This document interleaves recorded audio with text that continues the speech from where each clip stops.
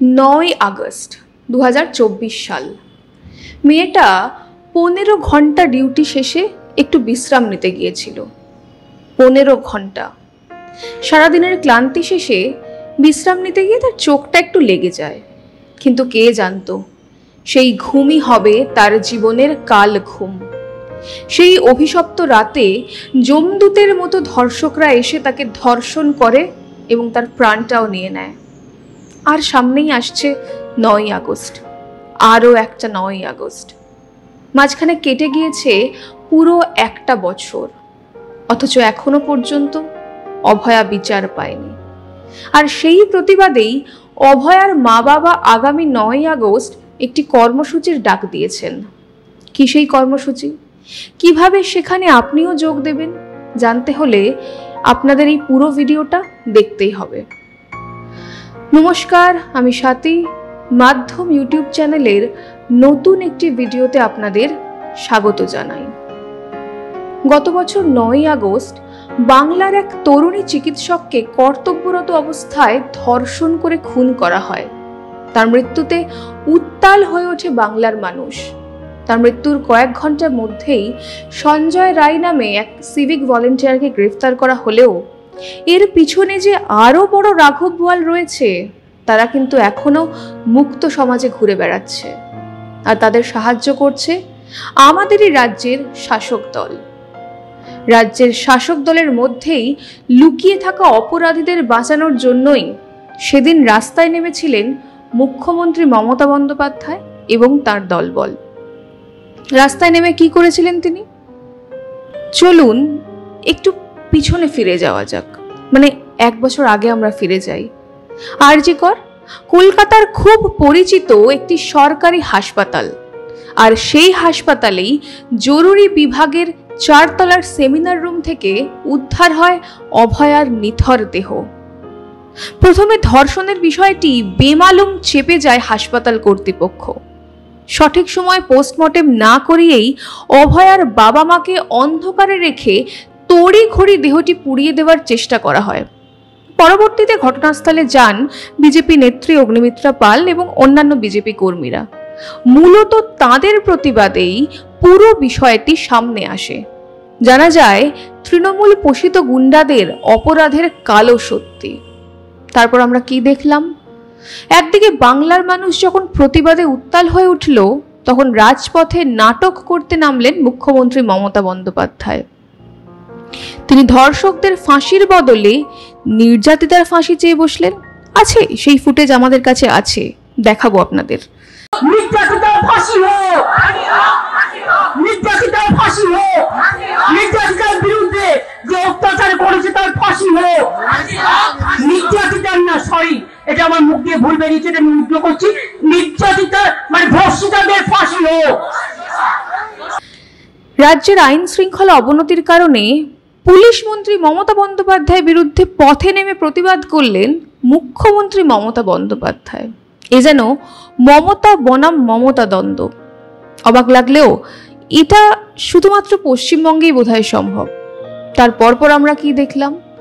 একাধিক নাটকীয় ঘটনার সাক্ষী রইল গোটা বাংলা। প্লেস অফ অকারেন্স, অর্থাৎ যে জায়গায় অপরাধ সংঘটিত হয়েছিল সেই জায়গাটিকে দুষ্কৃতীরা মিলে নষ্ট করে দেওয়ার চেষ্টা করলো। তাণ্ডব চলল সেখানে কার্যত। আর পুলিশ কি করলো? ভয়ে মুখ লুকিয়ে রইল, কারণ সেখানে পর্যাপ্ত পুলিশ প্রহরাই ছিল না। কেন? প্রথম থেকেই এই কেসের সমস্ত প্রমাণ লোপাট করার চেষ্টা করেছিল তারা। এমনকি অভয়ার মৃতদেহ থেকেও সমস্ত প্রমাণের চিহ্ন মুছে দেওয়ার চেষ্টা করা হয়। কিন্তু এই জঘন্যতম অপরাধের সঙ্গে যুক্ত ছিল যারা, তারা কি আজও ধরা পড়েছে? উত্তর হলো না। অধ্যক্ষ সন্দীপ ঘোষ, মানে যার বিরুদ্ধে একাধিকবার আঙুল উঠেছে, সেই সন্দীপ ঘোষও জামিন পেয়ে গিয়েছে। সিবিআই স্পষ্টত জানিয়েছে প্রমাণ লোপাট করার চেষ্টা হয়েছিল, নিয়ম মেনে পোস্টমর্টেম হয়নি। ধর্ষণ এবং খুনের মামলায় সঞ্জয় রায়কে দোষী সাব্যস্ত করে আমৃত্যু কারাবাসের নির্দেশ দিয়েছিল আদালত। কিন্তু তারপর সকলেই আমরা নিশ্চিন্তে ঘুমোচ্ছি, ভুলে গেছি সেই ভয়ঙ্করতম রাতের কথা, তারপরও পশ্চিমবঙ্গে একে একে ধর্ষণের ঘটনা সামনে এসেছে। সদ্য কসবা ঘটনা আপনাদের নিশ্চয়ই মনে আছে, যেখানে আইন কলেজের ছাত্রীকে ধর্ষণ করে তারই একজন সিনিয়র, যিনি তৃণমূলের লিডারও বটে। দীর্ঘ সময় পেরিয়ে গেছে, কিন্তু এখনো আরজিকরের ঘটনায় সঞ্জয় ছাড়া আর কেউ গ্রেফতার হয়নি। এর কারণটা ভীষণ পরিষ্কার।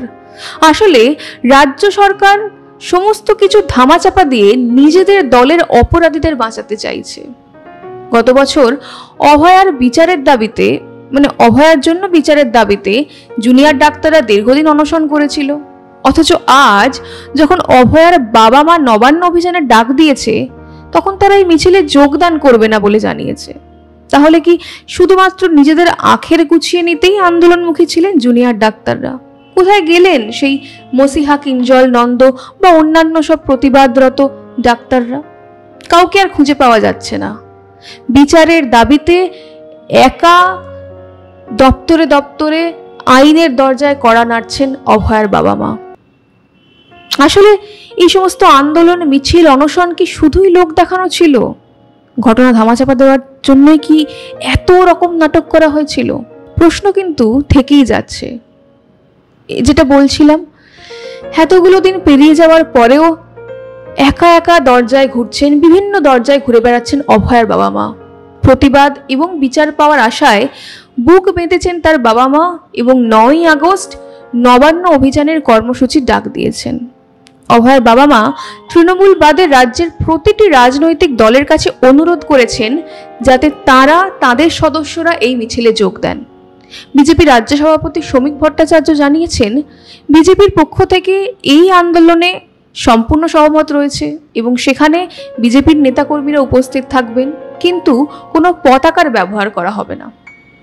কারণ এই মিছিল, এই প্রতিবাদ সম্পূর্ণ অরাজনৈতিক প্রতিবাদ। কিন্তু দেখা যাচ্ছে শাসক দল 4 দিন আগে থেকেই নবান্ন যাওয়ার রাস্তায় 10 ফুটের ব্যারিকেড বসিয়ে রেখেছে। মুখ্যমন্ত্রী মমতা বন্দ্যোপাধ্যায় কি এবার একজন আম জনতা, বিচার চাওয়া বাবা মাকেও ভয় পাচ্ছেন? তার কারণ উনি হয়তো নিজেও খুব ভালো করে জানেন একজন মা তার সন্তানের বিচার পাওয়ার জন্য কত দূর যেতে পারেন। তারা থেমে থাকবেন না, তারা প্রতিবাদ করবেন, বারবার গর্জে উঠবেন নিজের সন্তানের বিচার পাওয়ার জন্য। ঠিক যেমন ভাবেই নির্ভয়ার ক্ষেত্রে দোষীদের শাস্তি হয়েছিল, আমরা চাই অভয়ার দোষীরাও শাস্তি পাক। আমার, আপনার সকলের বাড়িতেই তো মা, বোন, স্ত্রী রয়েছে। তাই আর একটাও যাতে অভয়ার মতো ঘটনা না ঘটে, চলুন না আমরা সবাই মিলে রাজপথে নামি। 9ই আগস্ট দেখিয়ে দিই রাজশক্তির বিরুদ্ধে সাধারণ মানুষের লড়াইয়ের ক্ষমতা। আমরা থাকছি, আপনারাও আসুন। আর আপনারা কারা কারা থাকবেন কমেন্ট করে জানান আমাদের। আজ তাহলে এই পর্যন্তই, দেখা হবে পরের একটি ভিডিওতে। ততক্ষণ পর্যন্ত সঙ্গে থাকুন, দেখতে থাকুন মাধ্যম।